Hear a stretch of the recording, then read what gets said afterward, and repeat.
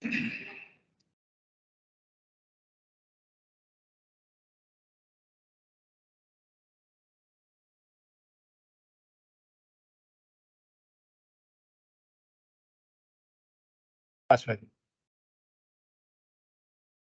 Mas.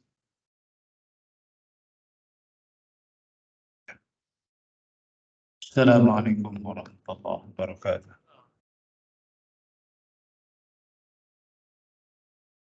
Innal hamdalillah nahmaduhu ta'ala wa nasta'inuhu wa nastaghfiruh wa na'udzu billahi min shururi anfusina wa min sayyiati a'malina. May yahdihillahu fala mudilla lahu wa may yudlil fala hadiya lahu. Asyhadu an la ilaha illallah wahdahu la syarika lahu wa asyhadu anna Muhammadan abduhu wa rasuluhu la nabiyya ba'dah. Salawatu rabbi wa salamuhu ala nabiyyina Muhammadin wa ala alihi wa sahbihi wa sallaman tasliman katsiran. Ma'asyiral muslimin ibadallah.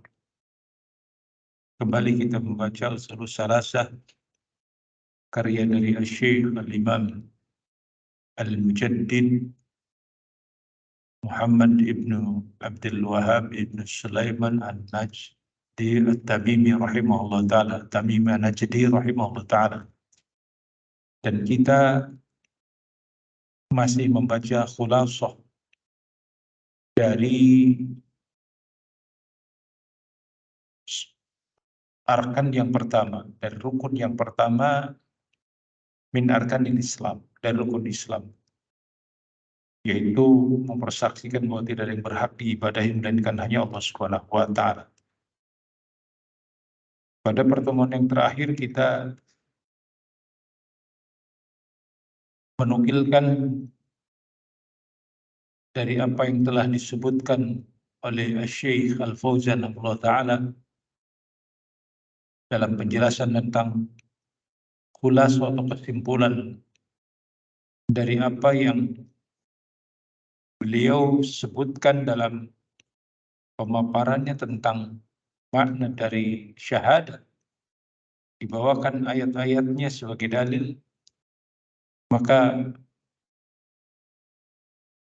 padanya, kata beliau rahimahullah ta'ala, di dalam mengucapkan la ilaha illallah atau sebagai persaksian bahwa tidak yang berhak diibadahi melainkan hanya Allah Subhanahu wa ta'ala, adalah padanya ada nafyun wal isbat, ada pentiadaan dan ada penetapan. Mentiadakan segala bentuk sembahan dan menetapkan hanya Allah satu-satunya zat yang berhak diibadahi. Oleh karena itulah, kata beliau, tidak akan sempurna keyakinan yang dibangun berkaitan dengan ucapan seseorang atau persaksian seseorang dengan syahadatnya ini, kecuali padanya ada syarat-syarat yang harus dipenuhi. Kemarin kan sudah kita jelaskan. Yang dikumpulkan dalam bentuk ucapan ilmun, yakinun, wa ikhlasun, wa shadaqaka ma'a mahabbatin, wa inqiyadi, wal qabuli laha. Yang pertama harus berilmu, sehingga seseorang yang mengucapkan la ilaha illallah bukan hanya sekedar ucapan saja, harus ada ilmu padanya, harus mengerti. Orang yang tidak mengerti apa yang dia ucapkan dan apa yang dimaksudkan, ya berat. Bagaimana mungkin dia akan bisa menjalankannya? Ngerti saja tidak. Oleh karena itu kalau kita lihat sejarahnya, kenapa orang-orang Quraisy itu menolak, ya, musyrikin itu menolak untuk mengucapkan la ilaha illallah, karena mereka paham ketika yang mereka mengikrarkan diri, maka konsekuensinya adalah ditinggalkan segala bentuk sesembahan yang ada. Ditinggalkan. Makanya mereka enggak mau. Alihada jamatana ya Muhammad tabban laka, kata Abu Lahab. Untuk yang kayak gini engkau kumpulkan kami. Apa saat itu ucapan Nabi kita di atas Bukit Safa? Ayuhal Quraisy, qulu la ilaha illallah tuflihu. Wahai kaum Quraisy, tinggal ucapkan oleh kalian la ilaha illallah tuflihu. Niscaya kalian akan selamat. Apa susahnya buat orang-orang Arab mengucapkan kayak gitu? Kan enteng. Kalau kita mungkin harus belajar dulu, mengucapkan yang ngapalkan dulu. Kalau mereka nggak usah ngapalkan, nggak usah melafalkan aja sudah biasa itu ucapan mereka. Lah kenapa mereka tidak mau? Karena tahu konsekuensinya yang harus diambil. Artinya mereka punya pengetahuan sehingga dengan ilmu ini bisa jadi seseorang itu semakin mantap atau justru menolak. Kalau orang-orang yang menolak, ya itu seperti orang-orang Quraisy ini tadi yang dia golongannya Abu Lahab, menentang kan, tidak mau. Tapi ketika mereka mengetahuinya dengan ilmu pula, maka mereka menjadi sosok yang luar biasa. Sehingga diibaratkan oleh manusia saat itu para ahli sejarah, ketika ada seseorang mengucapkan la ilaha illallah di Mekah ini berikan kayaknya bergoncang itu. Begitu. Saking dahsyatnya seseorang mengucapkan kalimat thayyibah. Lah kalau sekarang kan atau orang sambil ya kadang-kadang sambil main-main apalagi di medsos kan itu loh sampai joget-joget segala. Sampai seperti itu artinya mereka ngerti aja enggak maknanya. Sampai ribuan kali. Sampai mubang-mubang. Kan begitu ya. Ini kenapa? Ya karena mereka nggak ngerti ucapan la ilaha illallah. Ya tahu artinya sih tidak ada Tuhan selain Allah. Lah ini yang dimaukan itu adalah la ma'budu bihaqqin illallah, tidak ada yang berhak diibadahi. Kalau sudah ucapannya tidak ada yang berhak diibadahi, menunjukkan bahwa mereka mentiadakan sembahan-sembahan tadi yang diagungkan, yang dianggap bahwa ini bisa mendatangkan kebaikan atau keburukan. Bisa jadi bentuknya adalah bentuk yang lain. Yang tidak akan ada yang bisa memberikan keberkahan. Lah sekarang orang masih nyari tabaruk dengan ucapan la ilaha illallah, la ilaha illallah. Di depan pedati gede. Kan muskilah. Di depan pedati gede dia mengharapkan tabaruk, dia mengucapkan itu. Menunjukkan antara ucapan ya dengan keyakinannya, dengan ilmunya nggak nyambung. Kalau nyambung, dia pasti tidak akan datang ke tempat tersebut. Kalau nyambung pemahamannya ini dengan apa yang dimaukan oleh Allah Subhanahu wa taala, apa yang dulu didakwakan oleh Nabi, nggak bakalan datang ke tempat-tempat kerang dikeramatkan, tempat-tempat yang dianggap bisa begini, nggak bakalan. Kenapa? Tidak ada. Cuman kan kemudian oleh sebagian manusia yang justru ingin masalah ini terus berlangsung, terus ada di tengah-tengah umat, terus diyakini. Itu kan dikasih subhat. Ya maksudnya bukan itu. Bukan itu. Jadi apa? Ya itu kan kita memuliakan orang-orang saleh, para aulia Allah. Lihat kan? Subhat. Memang di zaman Nabi tidak ada orang-orang saleh yang meninggal. Para syuhada. Apakah kemudian Rasulullah dan para sahabat karena dia adalah syuhada, maka kita, ya kan waktu Nabi. Nah, sekarang sepeninggal Nabi, apakah para sahabat melakukan seperti itu? Tidak ada. Zaman-zaman kesini aja. Ketika ilmu sudah hilang, pemahaman yang dimaukan dengan kalimat thayyibah itu sudah tidak lagi pada tempatnya, maka orang-orang kemudian melakukan itu semua. Mengatasnamakannya Islam, mengatasnamakannya agama Allah, mengatasnamakannya para sahabatnya. Tidak ada satupun para sahabat Nabi yang melakukan seperti itu. Kalau kepada Nabi, nah iya ada. Tidak dipungkiri lagi. Mereka bertabaruk kepada apa yang bekas-bekas wudhu Nabi mereka berebut. Iya, ada. Dan itu khususnya kepada Rasul. Karena sepeninggal Nabi, manusia terbaik setelahnya Abu Bakar. Nggak ada orang rebutan. Tempat wudhunya Abu Bakar, bekas wudhunya Abu Bakar. Coba kalau sekarang, kalau ada ahli hikmah datang, air yang diminum masih sisa, rebutan itu. Oh, berkah, lu berkah. Lu berkah apa? Nggak ada. Yang seperti begitu kepada Nabi. Apa yang dicontohkan kepada Rasul itu tidak apple to apple kepada orang-orang zaman sekarang. Karena apa? Ada khususiyah dari Rasulullah SAW. Dan itu tidak dilakukan manusia sepeninggal Nabi itu kepada para sahabat yang lain yang memiliki keutamaan. Inilah problem ma'asyal muslimin ibadallah.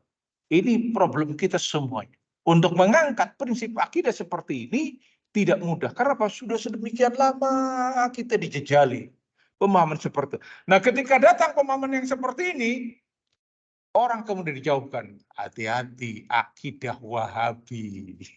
Ya, kalau sudah stempel Wahabi kayak gitu, orang sudah antipati. Udah, Wahabi, Wahabi, Wahabi. Apanya? Justru ini yang dilakukan oleh para sahabat Rasul. Apa dikatakan sahabat Nabi itu pengikut Wahabi? Saya Muhammad bin Abdul Wahab hidup di zaman mana? Para sahabat hidup di zaman mana? Kan nggak nyambung. Kenapa? Semua cara dilakukan agar manusia menjauhi prinsip akidah yang lurus. Prinsip tauhidullah.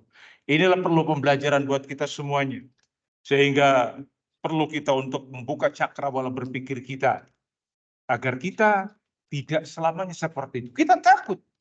Karena kan kita sudah diingatkan dalam hadis-hadis yang lain tentang bahaya kesyirikan. Asyirku fikum. Kesyirikan di tengah-tengah kalian. Akhfa min dabibin nabaw. Lebih halus dari langkah-langkahnya semut. Menunjukkan syaitan berupaya untuk menghasut manusia kepada kesyirikan, tapi dengan cara-cara yang luar biasa. Sehingga orang tidak tahu bahwa ini kesyirikan atau ini. Masyarakat kita tidak paham. Coba aja secara umum di tengah-tengah. Apa ya syirik? Masa sih? Meminta kepada kuburan keramat, meminta ke tempat-tempat yang dikeramatkan. Orang ribuan datang berbagai tempat. Semuanya dengan dalih ijtihad dan lain sebagainya, aslinya meminta. Bohong besar kalau mengatakan kayak ziarah kubur. Ya kalau ziarah kubur, kenapa tidak kuburan yang sebelah? Sebelah rumah kita atau sebelah nggak jauh dari desa kita atau di kampung kita.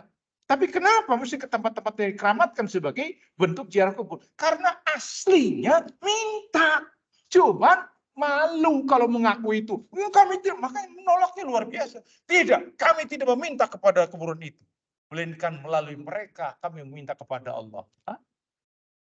Oh ini, justru itu hakikat kesyirikan. Mana bunuh illa liyuqarribuna ilallahi zulfa. Ini jawaban orang-orang musyrikin Quraisy ketika Nabi mengingatkan, kenapa kalian meminta kepada Latta, Uzza, Manat, Hubal, dan lain sebagainya. Apa jawaban mereka? Kami tidak beribadah kepada mereka. Melainkan melalui mereka, kami mendekatkan diri kepada Allah Subhanahu wa Ta'ala. 11-12 dengan yang zaman sekarang. Iya. Kenapa? Ya karena kami orang kotor, orang sibuk. Sedangkan itu adalah orang-orang soleh. Para ulamanya, siapa yang tidak kenal Uzza? Mereka adalah orang-orang baik, orang jempolan. La tadaruna wadda wala suwa'a wala yaghusa wa ya'uqa wa nasra. Siapa mereka itu? Yang disebutkan kaumnya Nabi Nuh. La tadaruna alihatakum. Jangan kalian tinggalkan Tuhan-Tuhan kalian, sembahan-sembahan kalian. Wala tadaruna, disebutkan nama-namanya 6 orang. Yang itu Allah abadikan namanya dalam Al-Quran. Karena mereka adalah orang-orang soleh pada masanya. Tokoh-tokoh besar kaumnya Nabi Nuh yang Allah wafatkan di waktu yang hampir bersamaan. Apa kalian bisa mbak? Tidak, ribuan tahun. Nabi Nuh berdakwah 900 tahun. Lailan wa nahar, siang malam berdakwah. Untuk apa? Hanya untuk penyembah mereka. Apa menghindari mereka dari penyembah sembah. Tapi luar biasa. La tadaruna alihatakum. Wa la tadaruna wadda. Wa la suwa'a. Wa la yaghusa. Wa ya'uqa. Wa nasra. Jangan kalian tinggalkan Tuhan-Tuhan ini. Sembahan-sembahan ini. Karena mereka adalah dulu begitu dihormati dan dimuliakan. Tadinya dimuliakan, diingat, dikenang sebagai tokoh. 100 tahun kemudian mulai Ada orang yang iktikaf di situ. Iktikaf bahasa sekarangnya tirakatan. Ya kan? Tirakat. 2-3 hari tirakat di sana. Wis pokoknya cespleng wis. Cespleng.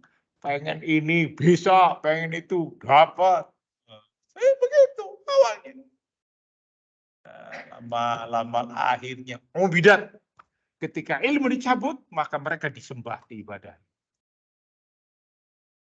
Sampai di situ belum. Ternyata berhalanya itu ketika Allah tenggelamkan bumi ini, di antara berhala yang nyasar yang terdampar di Jeddah itu adalah berhalanya kaum Nabi Nuh yang diseret oleh Amr bin Luhai, dibawa ke Mekah dan ada ditempatkan di sekitar Ka'bah. Subhanallah, ribuan tahun syaitonnya seperti itu. Loh, kok bisanya? Ya, seperti apa zaman sekarang. Dan ceritanya memang subhanallah, syaitan luar biasa. Dulu datang mimpi kepada orang-orang yang seperti ini. Bahwa di sana ada batu yang begini. Ternyata patungnya Nabi Nuh sampai diseret. Saking beratnya diseret.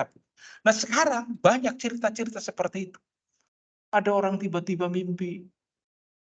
Kamu begini-begini, di tempat itu ada begini. Ternyata didapati ada batu. Ini yang pernah cerita sampai ke saya. Batu. Apa sih? Ya sudah simpen aja. Disimpan aja, cuma disimpan. Enggak ada apa-apa. Sehari, 2 hari, seminggu, 2 minggu, sebulan, sekian bulan, tiba-tiba ada yang mengetuk pintu rumahnya. Saya dapat mimpi. Katanya Bapak itu bisa begini. Oh, saya nggak bisa. Nggak punya. Bisa. Katanya Bapak punya batu. Ya, oh iya. Ya, kan. Dari mana nih orang bisa tahu? Syaitan. Saling mewahyukan. Yuha ba'duhum awliya'u. Yuha ba'duhum ba'd. Saling mewahyukan. Makanya lihat. Sehingga tidak aneh. Para pengobar fitnah ini senantiasa modalnya itu mimpi. Impen. Modalnya impen. Luru impen, itu impen. Ternyata mimpi, dari mimpi. Ya kalau mimpi datangnya dari Allah Subhanahu wa taala berupa ilham dan lain sebagainya mungkin datang kepada seseorang, bisa jadi. Tapi bisa jadi pula mimpi itu berupa kejelekan yang datang dari syaitan. Kecuali kepada para nabi, kepada para rasul. Sebagaimana kisah Nabi Ibrahim, ini arafil manam, ini adbahuka fangdur madza taro. Mimpinya Nabi itu adalah wahyu. Lah kalau mimpinya kepada manusia biasa, bukan wahyu, bisa datang dari syaitan. Dibantah lagi. Kalau Nabi itu kan pernah menyatakan bahwa Nabi itu tidak bisa disamai oleh syaitan. Syaitan itu tidak bisa menyerupai Rasul. Betul. Masalahnya tahu dari mana bahwa itu yang datang adalah Rasul atau syaitan? Atau siapa? Kan kita tidak tahu. Tidak pernah berjumpa dengan Nabi. Lain misalkan para sahabat. Sahabat pernah bertemu dengan Rasul. Wajahnya tahu begini dan begini. Sehingga ketika yang datang kepadanya syaitan tidak akan bisa menyerupai Rasul. Lah kalau kita tidak tahu wujudnya Rasul seperti apa. Oh gitu. Rasulullah datang dalam keadaan muka klimis. Ya salah besar. Rasul pakai jenggot, masa klimis? Itu dustanya udah kelihatan bohongnya. Rasulullah datang dengan pakaian yang putih sampai, jadi gimana? Sampai ngangsar bajunya. Salah, Rasulullah itu ala isbal di atas mata kaki pakaiannya. Lah ini kan makanya semuanya kedustaan ketika orang datang seperti itu. Lihat. Apalagi yang ngaku Rasul keluar dari kuburan. Kuburannya bergoyang-goyang, tiba-tiba kemudian muncul sosok Nabi. Ya, memegang kaki dan lututku dan menciumnya. Ya Allah, dari mana orang kemudian percaya begitu saja? Ada? Ada. Bahkan ditokohkan orang-orang yang seperti ini. Nasallallahu wal afiyah. Bahkan Rasul datang di tengah majelisnya, ya, datang ke tengah majelisnya bersama dirinya ya subhanallah, mengerikan, dan itu diyakini oleh para pengikut sebagai sebuah karom. Maka falyatanabbi, hendaknya hati-hati kaum muslimin rahimakumullah, artinya harus dengan ilmu. Seseorang yang mengucapkan la ilaha illallah tanpa ilmu, maka akan berujung seperti itu.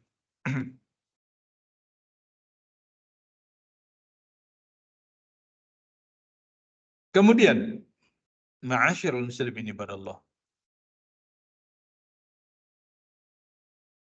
Yang kedua adalah al-yaqin. Wal yakin wala yakunu ma'ahu syak. Maka seseorang yakin maka tidak terjadi padanya keraguan. Orang kalau sudah yakin mantap, nggak ada ragu lagi. Maka ketika Anda berikrar tidak ada yang berhak diibadahi melainkan hanya Allah, maka saat itulah keyakinan itu harus tumbuh pada diri kita. Sebagaimana keyakinan para sahabat Rasul, Hamzah bin Abdul Muthalib, ketika dia mengikrarkan, karena dia mendengar bahwa tahukah engkau itu karena Hamzah bin Abdul Muthalib dengan Rasulullah itu saudara sesusuan, ya, sama-sama disusukan oleh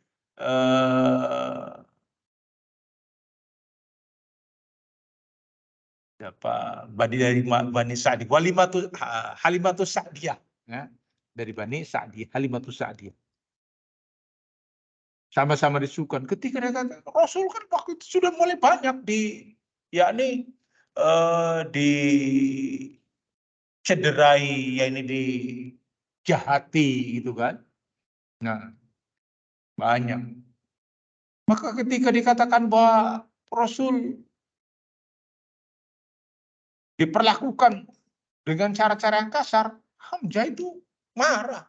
Siapa yang melakukan seperti itu? Fulan bin Fulan. Ya, disebutkan, ada yang menyatakan disebutkan bahwa itu adalah Abu Lahab. Maka Hamzah marah.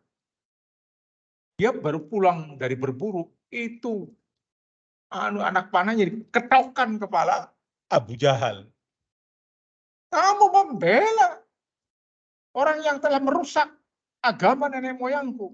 Bahwa saat itulah Hamzah menyatakan, mengikrarkannya, sesungguhnya aku mengikuti agama Muhammad. Artinya dia bersyahadat mempersaksikan tidak ada yang berhak diibadahi melainkan hanya Allah. Dengan keyakinan yang seperti itu, maka tidak oleng lagi. Tidak kemudian amjar lagi, yakin. Mantap.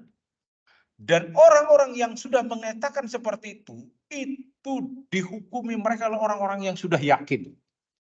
Makanya Rasulullah SAW marah. Ketika ada orang yang sudah mengucapkan la ilaha illallah masih tetap saja dibunuh. Sebagaimana dalam riwayat Usama bin Zaid. Maka Rasulullah SAW mendapati berita bahwa ketika Usama memimpin sebuah pasukan, dan ternyata ada seseorang yang sudah menyerahkan diri, artinya sudah pasrah dengan ucapan la ilaha illallah, artinya dia mengucapkan seperti itu, masih saja tetap pedangnya itu tidak tertahan dan membunuh orang tersebut. Berita ini sampai kepada Rasulullah Sallallahu Alaihi Wasallam. Aqatal taman qala la ilaha illallah ya Usama. Kamu telah membunuh orang yang telah mengucapkan la ilaha illallah ya Usama. Apa jawab Usama? Ya Rasulullah, dia takut dengan pedangku. Kayak itu kan. Kalau mungkin alasan sekarang wajar, dia karena takut dengan pedang, diterima. Enggak, saat itu tidak diterima oleh Rasulullah SAW. Alasan seperti itu. Kamu sudah belah dadanya. Kemudian kamu buka hatinya. Sehingga kamu tahu bahwa dia takut dengan pedang. Ucapan ini terus terngiang-ngiang oleh Usama bin Zaid. Dia takut luar biasa. Alangkah saat itu aku belum lahir, kata beliau. Sampai ketika terjadi fitnah, ya, dua pasukan yang sudah berkumpul untuk berperang, Di antara kaum muslimin yaitu pasukan Muawiyah bin Abi Sufyan dan pasukan Ali bin Abi Thalib. Usamah tidak ada pada dua kubu tersebut. Beliau ujlah. Nah, non partisan. Gitu. Iya. Tidak memihak pada satupun. Tidak mau. Kenapa? Teringat dengan ucapan Nabi. Sebab nanti yang terbunuh itu adalah orang yang telah mengucapkan la ilaha illallah. Tidak mau. Tuh lihat dampaknya luar biasa kepada diri seseorang. Sehingga seorang muslim kalau sudah yakin mengucapkannya, maka dia tidak akan mundur. Dan nampak dari amaliyahnya. Nampak dari perbuatan. Dia meyakini bahwa tidak ada yang berhak diibadahi melainkan hanya Allah, maka selama-lamanya dia tidak akan melakukan kesemuanya itu. Ketika dalam keadaan terpuruk, biasanya kan kita dalam keadaan ini lemah nih. Kalau lagi kuat, ekonominya jaya, wah, kan? Lewat sudah syubhat-syubhat enggak. Tapi ketika sudah mulai repot, gitu kan, usahanya diterpa berbagai musibah, apalagi zaman COVID kemarin, banyak yang hancur. Mulai dibisik-bisiki, coba ikhtiar datang ke mbah sana itu. Banyak yang sudah berhasil. Kan? Bahkan ada orang yang super, lihat orang-orang ini yang ngetop-ngetop ini dulunya adalah ke sana ikhtiarnya. Subhanallah. Hah? Mulai kan goyang. Apa iya? Wah, mulai apa iya? Ngasih celah. Ngasih celah. Sebagaimana yang saya ceritakan tentang ngasih celahnya orang yang nepuk lalat itu kan. Seseorang masuk surga karena lalat, masuk neraka karena lalat. Ya yang sebenarnya saya tidak punya apa-apa. Enggak usah repot-repot. Tepuk lalat bae wis sugunan ning berhala selesai. Iya. Artinya dia tidak ngasih celah, bukan ya, bukan. Tidak. Saya tidak akan melakukan seperti itu. Tidak akan mengorbankan keyakinan bahwa Allah yang menentukan semuanya. Zat yang maha kuasa. Pemberi rezeki. Ala kulli syai'in qadir. Ya, tapi kan kamu terpuruk hidupnya. Lebih baik seperti di dunia daripada di yaumil akhir. Mengerikan. Kenapa? Ketika seseorang melakukan seperti itu sebagai bentuk ikhtiar, sama bahasanya itu halus sekali. Ikhtiar. Ini kan ikhtiar. Perlu disyariatilah. Orang usaha. Maksudnya apa? Minta ke sana. Dan pasti syarat-syarat ini syarat-syarat kufriyah. Syarat-syaratnya biasanya mengarah kepada kekufuran. Tapi biasanya ditalbis. Ya, ditalbis itu dicampur-campur. Sholat, tapi begini. Puasa, tapi begini. Seperti itu. Mengeri. Ujungnya coba nanti nyembelih ayam di sana. Nah, punya ini nyembelih kambing di sini. Di tempat-tempat yang seperti itu. Disuguhkan kepada orang-orang yang seperti Nabi. Ketika itu terjadi, halak, binasa. Innallaha la yaghfiru ayyushraka bihi wa yaghfiru ma duna dzalika liman yasha. Allah tidak akan mengampuni dosa orang yang menyekutukannya, ya, dan mengampuni selain itu dari siapa yang Allah kehendaki. Kesyirikan. Lah kalau orangnya sadar bahwa itu kesyirikan, dia bertobat. Lah kalau tidak sadar, bahkan sekarang ini petentengan syirik. Bocah wingi sore ngomong apa syirik. Ini lihat yang dilakukan oleh para ulama kita, orang-orang alim kita. Buku ini semua disebutkan. Bagaimana tidak bikin syubhat? Oh iya. Akhirnya naudzubillah. Ittabarra alladhina tubi'u minal ladhina taba'u wa ra'awul 'adzaba wa taqatta'at bihimul asbab. Ini ayat untuk orang yang pengen ngintil. Oh, yang penting ikut. Nggak mungkin mereka ngebohongi, bodohi kita. Nggak mungkin mencelakai kita. Lihat, ini ayat. Ittabarra alladhina tubi'u. Ingat, tatkala berlepas diri orang yang diikuti dari orang yang ngikuti. Tatkala melihat azab yang mengerikan. Dulu udah masuk kita, Jangankan kalian, tahu kalian anjing saja bisa masuk surga kalau ngintil ulama. Kisah apa ini? Kisah Kahfi. Padahal nggak ada ceritanya masuk surga anjing itu. Masa anjing di surga? Ngawur ya. Kisah Kahfi, pemuda Kahfi.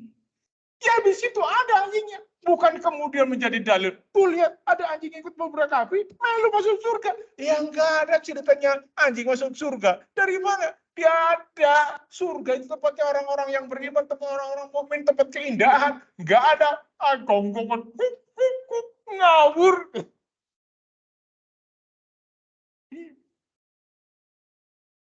Yang ada mereka itu dijadikan kembali tanah.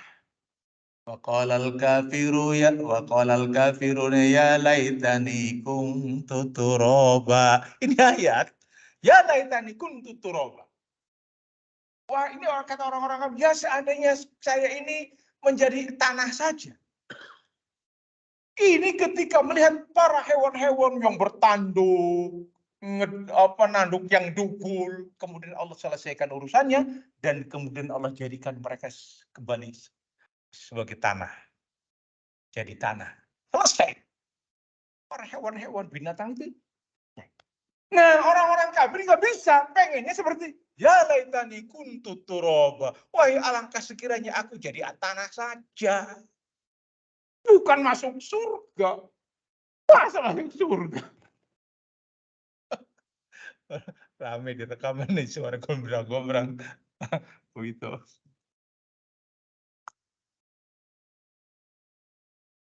Agak. Ini penting. Agar kita tuh mantap yakin. Yakin dengan ketetapan yang habis. Sehingga tidak ada ragu lagi. Ya anna ba'dhan nas kata Syifojan. Qad ya'lam maknaha. Karena ada sebagian manusia mengetahui maknanya, walakin indahu syakkun fi dzalik. Akan tetapi pada mereka ada keraguan. Iyalah. Coba ucapkan la ilaha illallah. Mau kawin, mau nikah juga kan naibnya kan gitu. Kan gitu ya. Aku lu qouli hadza fastaghfiru innahu kemudian la ilaha illallah, ini tradisi. Jadi bukan orang mau nikahan itu harus baca syahadat dulu. Tradisi ya kayak gitu biasa. Ada yang mengucapkannya tapi syak fi dzalika ragu. Falaisa ilmu bisahih. Tidak ada padanya ilmu yang benar. Oleh karena itu, ma'asyiral muslimin ibadallah, la budda an yakuna indahu yakin. Menjadi sebuah keharusan padanya ada keyakinan tentang la ilaha illallah. Yakin bagi tidak ada yang berhak diibadahi melainkan Allah, sehingga Allah tidak boleh disekutukan. Diperlakukan sama kepada sesembahan-sembahan yang ada. Yang kepada ini kita benar-benar berharap, kepada Allah pun berharap. Atau kepada Allah berharap, kepada yang ini berharap. Kepada Allah Subhanahu wa ta'ala timbul rasa takut, kepada yang ini pun takut. Nanti kalau kamu tidak melakukan begini, maka akan begitu. Ini namanya ragu. Maka tidak boleh yang seperti itu terjadi. Syarat yang kedua. Syarat yang ketiga adalah ikhlas. Ikhlas bodoh syirik. Artinya ikhlas itu benar-benar mensucikan Allah Subhanahu wa taala, memaksudkan hanya kepada Allah Subhanahu wa taala. Ba'dhan nas kata Syifojan yaqul, ada sebagian manusia yang mengatakan la ilaha illallah walakinnahu la yatruku syirk. Akan tetapi mereka tidak meninggalkan kesyirikan. Seperti huwal waqil an indal quburiyun. Inda ibadul kubur.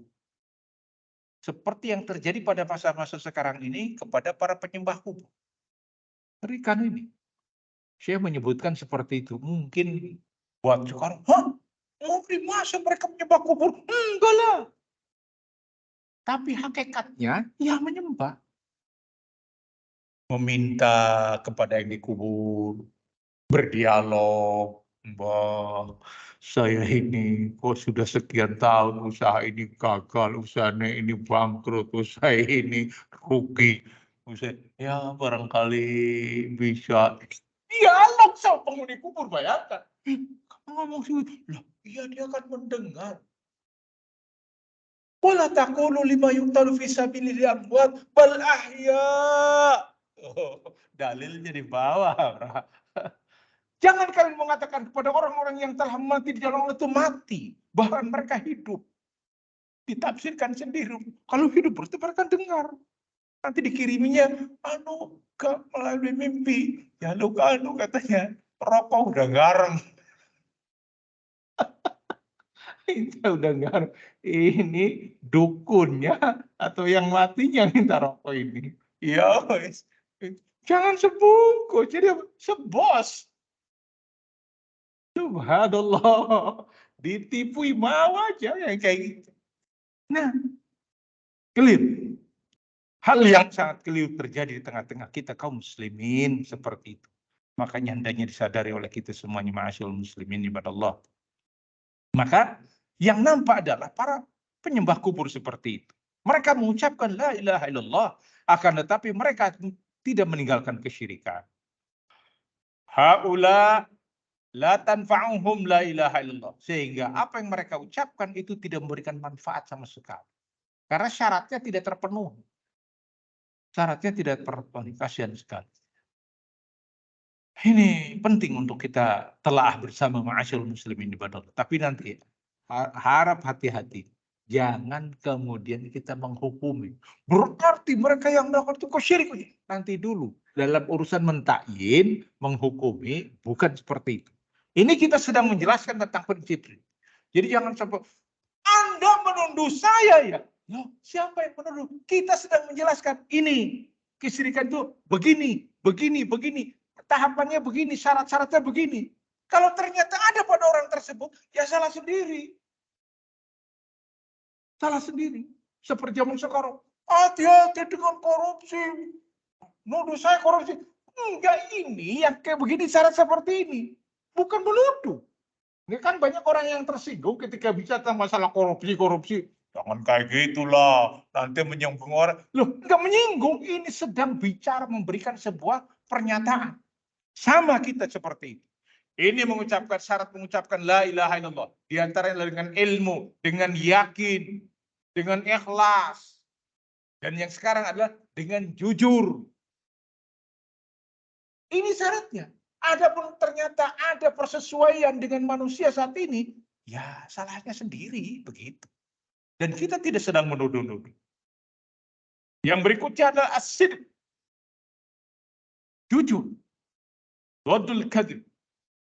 Menunjukkan ini pertentangan berlawannya dengan kedustaan. Li'annal munafiqin yaqulu la ilaha illallah. Karena apa? Karena orang-orang munafik dulu mengucapkan la ilaha illallah.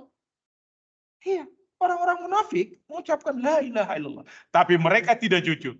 Lakinnahum kadzibuna fi qulubihim. Mereka mendustakan, berdusta dengan hati-hati mereka. Benar mereka. La ya'taqiduna ma'naha, dan mereka tidak meyakini tentang maknanya, yang tidak berhak ibadah melainkan hanya Allah itu tidak. Maka masih meyakini ada yang lain yang berhak diibadahi. Sebagaimana Allah sebutkan dalam surat Al-Munafiqun. Idza ja'akal munafiquna qalu ya nashhadu innaka la rasulullah wallahu ya'lamu innaka la rasuluh wallahu yashhadu innal munafiqina lakadzibun. Kata Allah Subhanahu wa taala, idza ja'akal munafiq, jika datang kepada engkau orang-orang munafik yang mereka mengatakan nasyhadu annaka rasulullah. Kami menyaksikan bahwa engkau adalah Rasulullah.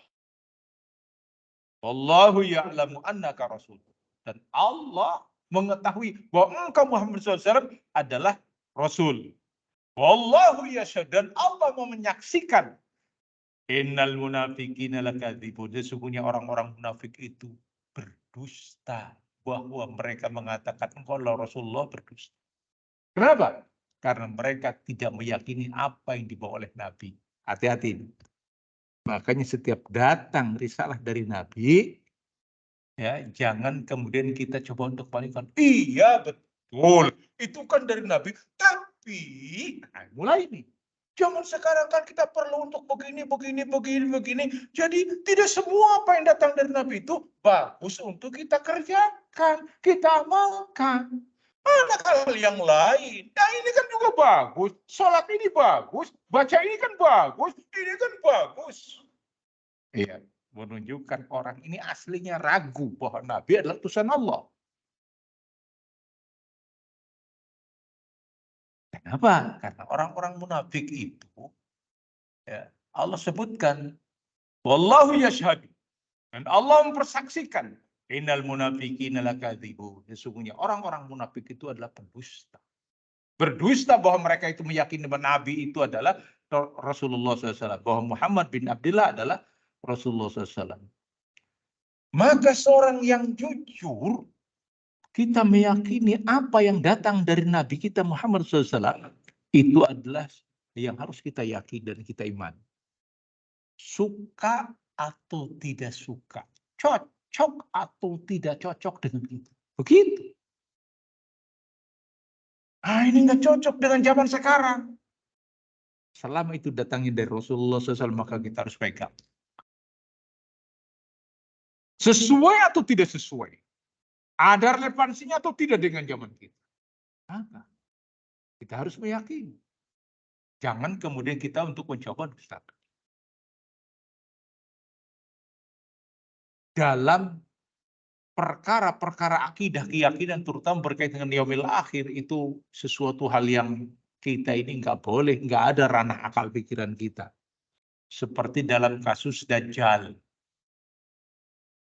Dajjal sebagaimana hadis Tamim Ad-Dari, seorang sahabat Rasul yang pernah bertemu dengan Dajjal.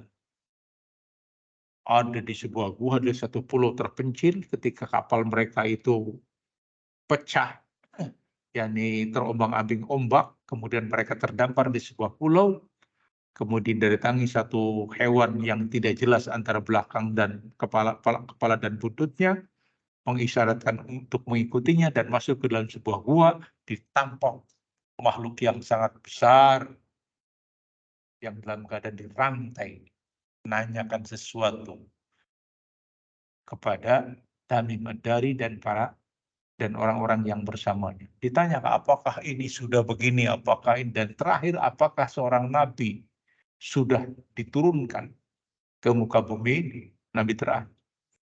Tamim Ad-Dari adalah seorang pengikut Nasrani awal. Seorang pengikut Nasrani. Namun kemudian dia berislam dengan cara seperti itu. Maka dia jelaskan, ya ada yang jika demikian aku tidak akan lama lagi akan dibebaskan. Ini riwayat dikeluarkan oleh Imam Muslim, seingat saya. Allah. Ya. Tapi juga akhir riwayatnya riwayat sahih. Akan tetapi banyak orang-orang yang tidak percaya Allah. Ya, nonsens itu. Itu Dajjal itu hanya kinayah. Bahkan seorang profesor di sini menyebutkan. Itu hanya kiasan saja. Hanya istilah Dajjal itu adalah orang yang tidak bisa melihat kebenaran. Karena matanya satu. Hanya melihat kejelekan saja. Bukan dalam wujud. Ada wujudnya. Sampai berani seperti itu. Menentang hadis yang sahih. Maka kita katakan apa yang datang dari Nabi kita Muhammad SAW selama itu sahih riwayatnya, sami'na wa ata'na. Kita mendengar dan kita taat. Tinggal bagaimana kita mengaplikasikannya dalam bentuk keyakinan. Untuk apa kita yakin dengan ini? Ya bentuk sebuah keyakinan karena Rasulullah SAW telah memberitakannya dan para sahabat telah menyampaikannya kepada kita. Bertemu atau tidak bukan masalah buat kita. Yang penting kita yakin. Apa fungsinya? Sebagai bentuk keimanan kita kepada sabda Nabi. Nah, adapun di mana posisinya tidak ada yang tahu. Walaupun sekarang dengan GPS, teknologi GPS sudah canggih. Kata siapa? Kita sering disasarkan sama Google Map. Tahu-tahu di kuburan, Loh, saya mau nyari hotel kok datangnya kuburan dia. Hotel lahirnya ada, saya pernah ngalamin sendiri. Loh, bisa aja kan dasar. Sering kayak gitu. Iya, Pak. Iya. Jadi jangan terlalu pede dengan teknologi GPS nggak bakalan salah. Kata siapa nggak bakalan salah? Banyak keluhan. Kadang-kadang seperti itu terjadi. Intinya kita beriman. Nah, demikian juga dengan amalia-amalia yang diajarkan oleh Nabi. Selama yang datang dari Nabi, maka kita yakin. Wa ma atakum rasul fakhudhu wa ma nahakum anhu fantahu. Apa yang tidak dilakukan oleh Nabi, bukan berarti bahwa itu adalah yakni amalia itu adalah amalia bagus. Ya, tapi kan bagus. Nah, Nabi tidak mengerjakan. Ya, tapi kan bagus. Lihat, senantiasa alasannya bagus. Maka hati-hati. Hati-hati dengan perkara ini, ma'asyiral muslimin ibadallah, karena ini akan membahayakan keyakinan kita. Ya, tentang kejujuran kita di dalam menerima risalah dari Nabi kita Muhammad SAW. Kenapa banyak ribet? Yang ini begini, yang itu begini. Ketika ditanyakan dalil, Ustadz, apa dalilnya tentang perkara ini? Kamplang banget orang-orang yang nanya dalil itu. Loh, nanya dalil kok dikamplangi? Karena nih, nanya dalil. Dalil itu adalah apakah amalan ini pernah dilakukan oleh Rasulullah SAW atau tidak? Kalau tidak, ya berarti itu bukan agama sampai kapanpun. Ini penting catatan. Karena itulah yang dijadikan patokan oleh para sahabat Nabi. Selama Nabi tidak mengajarkan, maka itu bukan sebuah ajaran. Ini penting untuk dipahami oleh kita semuanya. Wallahu a'lam bishawab. Insyaallah akan kita lanjutkan pada pertemuan yang akan datang. Wassalamualaikum warahmatullahi wabarakatuh.